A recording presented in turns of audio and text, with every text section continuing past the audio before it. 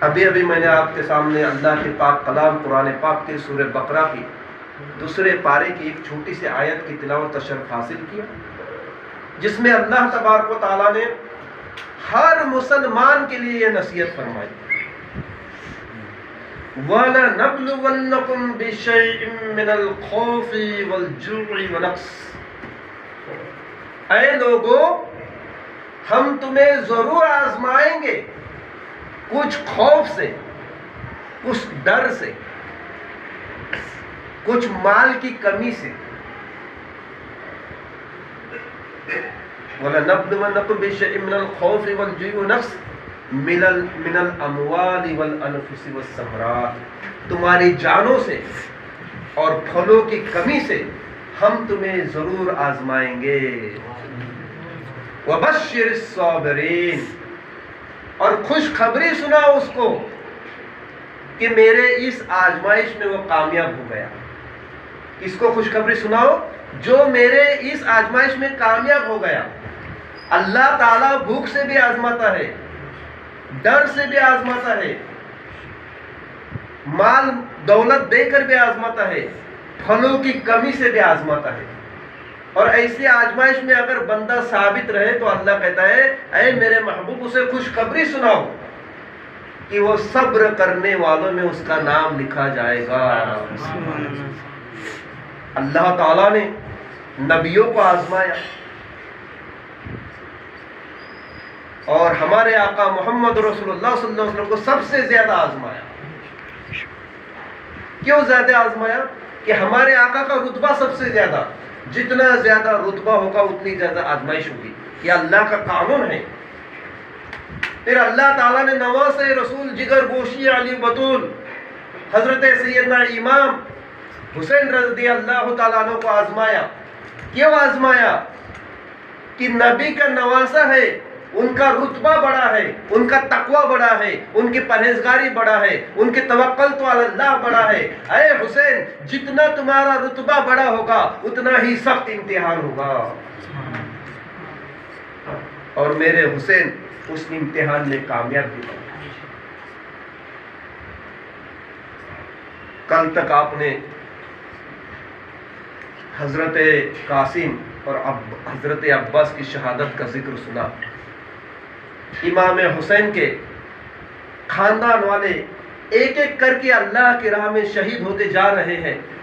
اب امام حسین کا چہیتا بیٹا 18 سال کا نوجوان حضرت علی اکبر میدان کربلا میں جانے کے لیے امام علی مقام سے اجازت مانگ رہے ہیں۔ امام علی مقام بچے کو سینے سے لگاتے ہیں، اے بیٹا علی اکبر میں تمہیں کیسی اجازت دے دوں، کس چیز کی اجازت دے دوں؟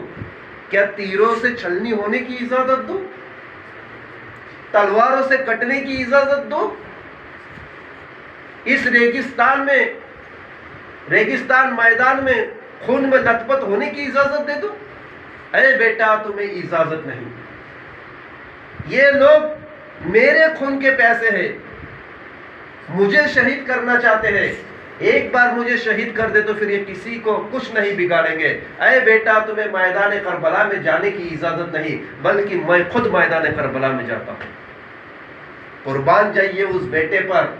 بیٹا کہتا ہے بابا جان میرے ہوتے ہوئے آپ میدان کربلا میں جائیں، یہ ہرگز نہیں ہو سکتا، مجھے بھی اجازت دیجئے اور نانا جان صلی اللہ علیہ وسلم کے پاس پہنچا دیجئے کہ میں اسلام کے لیے اپنی جان قربان کرنا چاہتا ہوں۔ اور ایسا چہیتا بیٹا تھا علی اکبر، ایسا چہیتا بیٹا تھا، بچپن سے لے کر آج تک امام حسین نے اس کی کوئی خواہش ایسی نہیں ہوگی کہ امام حسین نے پوری نہ کی۔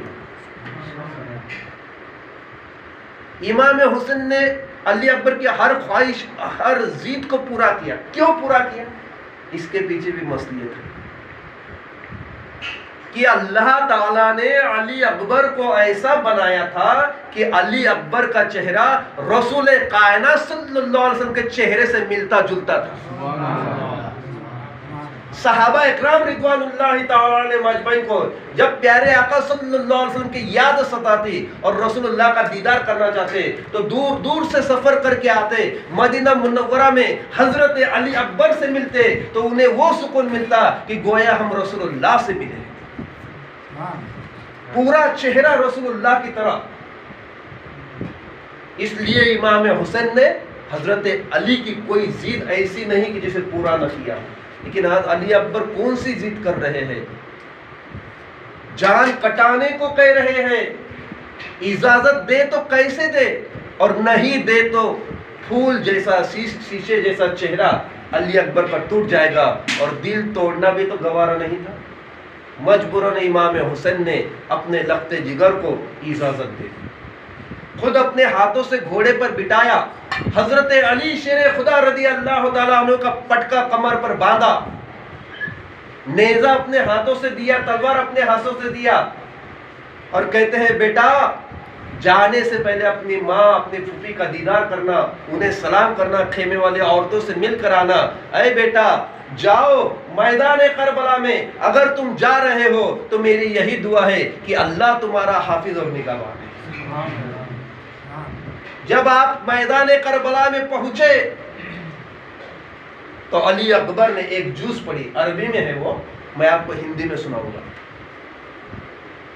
اے میرے نانا کا کلمہ پڑھنے والوں، اے یزیدیوں، دیکھ لو مجھے میں کون ہوں، میں علی اکبر ہوں، میرے والد کا نام حسین ہے، اور حسین فاتح خیبر شیر خدا کے بیٹے ہیں، اور ہم سے بڑھ کر رسول اللہ کے نزدیک کوئی زیادہ پیارا نہیں ہے۔ اے صفاکارو، میدان کربلا میں میں آیا ہوں، اب جس بہادر سے بہادر آدمی کو میرے مقابلے کے لیے بھیج دو۔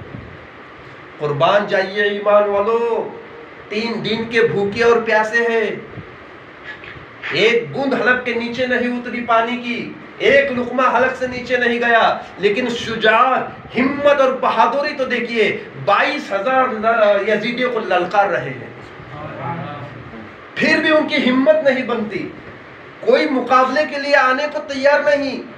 علی اکبر جب کوئی نہیں آیا تو خود یزیدیوں میں گھس گئے، اور یزیدیوں میں گھسنے کے بعد آپ کی تلوار چلتی تھی، ایسی چلتی تھی کہ جہاں جہاں جس کے کندھے پر یا چہرے پر آپ کی تلوار گزرتی، گاجر اور مولی کی طرح اس کا چہرہ کٹ کٹ کر گر جاتا۔ کئی لوگوں کو ڈھیر کرنے کے بعد علی اکبر کو پیاس ستائی، ریگستان کے میدان ہے، دھوپ کی ایسی تپش کہ کربلا جیسی دھوپ پوری دنیا میں نہیں، اور اس ہجری 60 ہجری کی 61 ہجری کی دھوپ، اللہ پناہ دے اس دھوپ سے۔ ایسی دھوپ میں بھوکا پیاسا رہ کر کے مقابلہ کرنا کوئی معمولی بات نہیں ہے ایمان والوں۔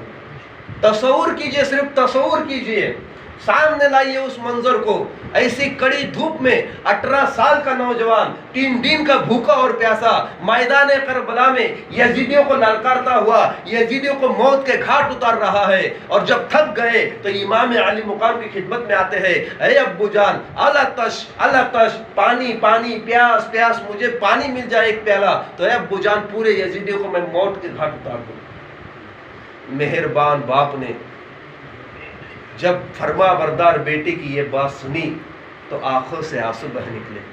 پانی دے کہاں سے؟ پانی تھا ہی نہیں۔ امام علی مقام نے علی اکبر کے چہرے کا گرد و غبار صاف کیا، سینے سے لگایا، اے میرے بیٹا، جب میں بچپن میں پیاسا ہوتا تھا، بھوکا ہوتا تھا، تو میرے نانا جان اپنی زبان مبارک مجھے چچاتے تھے اور میں تسکین پاتا تھا۔ ایسے وقت میں اے میرے بیٹا آجا، تو میری زبان اقدس کو چوس لے، اللہ تعالیٰ تجھے کچھ تسکین عطا فرمائے۔ علی اکبر کو اپنی زبان چسائی، کچھ تسکین ہو گئی، کچھ ہلکا سا آرام ہوا۔